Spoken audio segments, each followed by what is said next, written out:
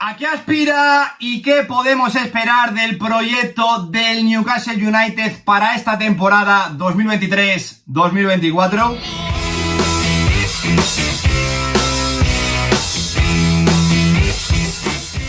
Muy buenos días, chicos, como siempre digo, bienvenidos un día más al canal. Cuando hace 2 años desembarcaron en St. James Park los petrodólares procedentes de Arabia Saudí, podíamos intuir que su objetivo principal era construir un proyecto tremendamente ambicioso de cara a los próximos años, pero ni los más osados podían llegar a imaginarse que desde tan pronto este Newcastle United iba a poner patas arriba el Big Six de la Premier League para clasificarse después de muchísimas temporadas otra vez a la UEFA Champions League. Sin duda, el equipo se está moviendo con una inteligencia abrumadora en el mercado de fichajes para construir una plantilla cada vez más competitiva. Sin embargo, teniendo en cuenta la feroz competencia que existe actualmente en la Premier League, la gran incógnita a resolver de cara a esta temporada es si el proyecto de Eddie Howe en el Newcastle United pueda sentarse de manera regular en la Liga de Campeones o si, por el contrario, les va a tocar experimentar una pequeña etapa de recesión. Lo primero de todo, vamos a comenzar repasando las principales altas y bajas que se han producido en el proyecto de este Newcastle United, donde lo primero que tenemos que destacar es que después de ser la gran revelación en la Premier League el curso pasado, sin ningún tipo de dudas, era esperable que algún equipo top del continente europeo fuese a llamar a la puerta para tocarle a algún futbolista troncal de esta plantilla, el caso de Alexander Isak, Sven Botman y sobre todo el caso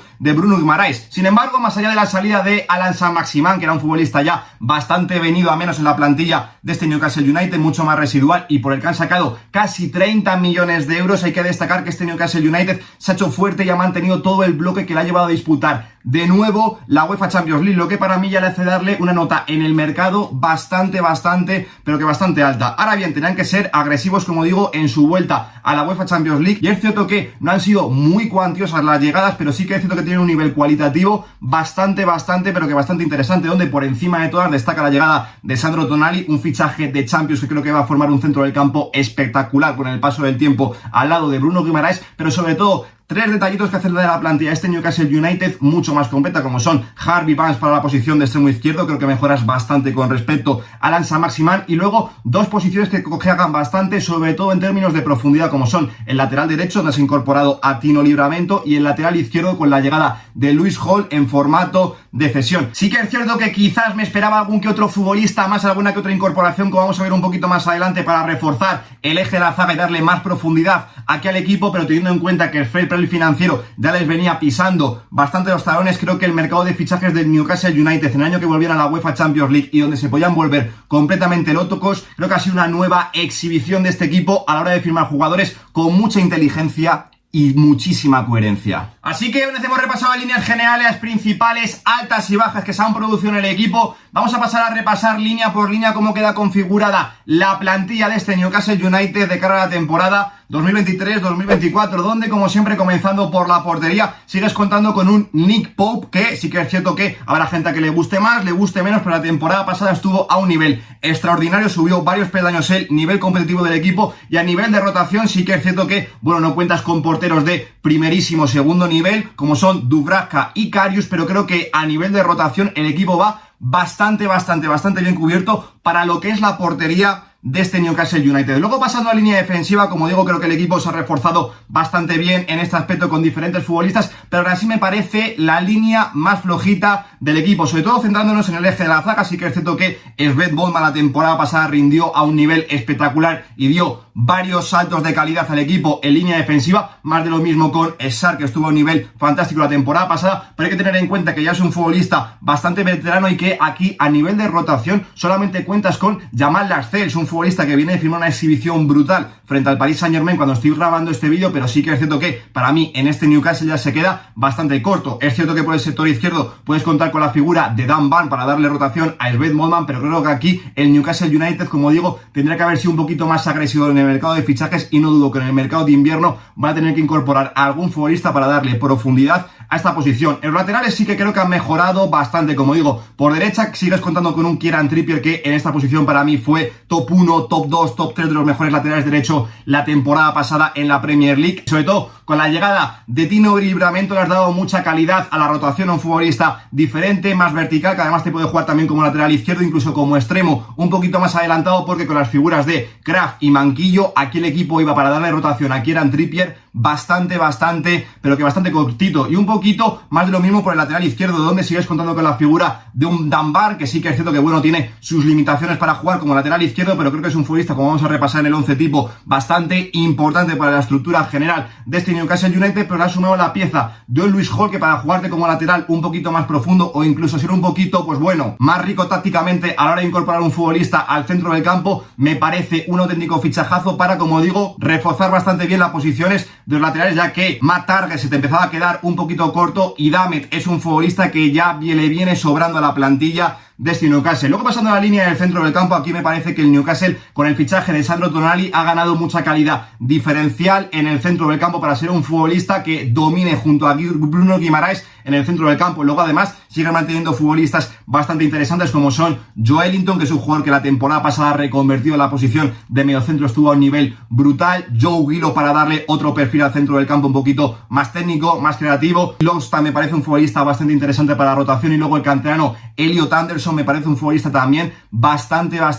interesante para la posición de interior, un futbolista que, como digo, saliendo desde la cantera no se suelen prodigar mucho en el Newcastle United. Para ponerle un pero, sí que es cierto que bueno, para la posición de pivote defensivo únicamente cuentas con Bruno Guimaraes, que es un futbolista que es una auténtica barbaridad, pero sí que es cierto que aquí, a nivel de rotación, como digo, Tonali te podría ocupar esta posición, pero no tienes un futbolista puro para reemplazar a Bruno Guimaraes si en algún momento de la temporada tienes que darle descanso o si cae lesionado. Por tanto, me parece otro de los puntos claves de mejora de este Newcastle United. Y ya para finalizar, en la línea ofensiva, sí que me parece que es cierto que hay posiciones que pueden ser susceptibles de mejora, pero como digo, con la llegada de Harry Barnes para la banda izquierda, sobre todo también con la subida de nivel que está pegando Anthony Gordon después de estos primeros meses de adaptación, me parece que la banda izquierda está bastante bien cubierta. Sí que es cierto que por el sector derecho, pues Almirón el curso pasado estuvo bastante bien, pero es un futbolista irregular. Jacob Murphy me parece un gran jugador de plantilla, pero no para pelearle el puesto de titular, como digo, a Almirón. Y Rich es otro futbolista que, como digo, ya se le viene quedando corto a este Newcastle United. Para cerrar en punta de ataque, dos futbolistas que perfectamente podrían ser titulares en este Newcastle United, como vamos a ver un poquito más adelante, como son Alexander Isak, que el curso pasado, sobre todo en la recta final, estuvo a un nivel espectacular, y un Callum Wilson, que para ser rotación en la punta de ataque me parece un jugador bastante válido. Así que, en líneas generales, como digo, creo que es una plantilla del Newcastle United que mantiene el bloque competitivo que también le funcionó la temporada pasada. Le ha sumado varios detalles interesantes en materia de fichajes, y a pesar de que hay algunas posiciones, como digo, sobre todo en el eje de la zaga, que son susceptibles de mejora, me parece que este Newcastle United, para competir en su año de vuelta a la UEFA Champions League, me parece que tiene un auténtico plantillón. Si pasamos a analizar el posible 11 tipo que podría proponer Eddie Howe en este Newcastle United de cara a esta temporada, sobre el papel se dibuja su estructura en un 4-3-3 bastante clásico, pero que luego a nivel funcional tiene matices tácticos bastante enriquecedores, donde, comenzando por la portería, seguimos contando con un Nick Pope que no es el más ortodoxo, no es la toda maravilla del mundo a nivel de salida de pelota, pero me sigue pareciendo un portero segurísimo bajo palos, y esto es importantísimo para el Newcastle United. Luego, pasando a la línea defensiva, sobre el papel se dibuja en una línea de 4, pero como digo, tiene matices tácticos bastante interesantes, donde podría haber alguna que otra posición donde podría haber duda, pero yo tengo bastante claro que 4 futbolistas tienen que ser titularísimos en el día D a la hora H. Kieran Trippier como lateral derecho, pareja de centrales Fabian Sarr, Sven Botman y Dan Burn como lateral izquierdo. Las dudas sobre todo giran alrededor de la figura de Dan Burn, un futbolista que a nivel defensivo le da mucho a este Newcastle United, pero que a nivel ofensivo le limita desde ese lateral izquierdo una auténtica barbaridad. Y mucha gente sería susceptible de pensar que Lewis Hall le podría dar mucha más riqueza táctica al equipo, incorporándose al centro del campo y, como digo, siendo una versión más ofensiva de Dan Burn desde ese lateral izquierdo. Ahora bien, Kieran Trippier es uno de los mayores motores ofensivos de este Newcastle United, actuando más como carrilero que no como lateral derecho, y al final el que tiene que ir a sus coberturas es un Fabian Sarr que a nivel correctivo no es el mejor del mundo. Por tanto, dibujar esta línea asimétrica en el Newcastle United para hacer mucho más ancho el campo a nivel defensivo en esta última línea me parece imprescindible, como digo, en el día de a la hora H para este Newcastle United, y sobre todo también teniendo en cuenta en cómo está estructurado al centro del campo, donde hay dos futbolistas que tienen que ser titularísimos sí o sí, como son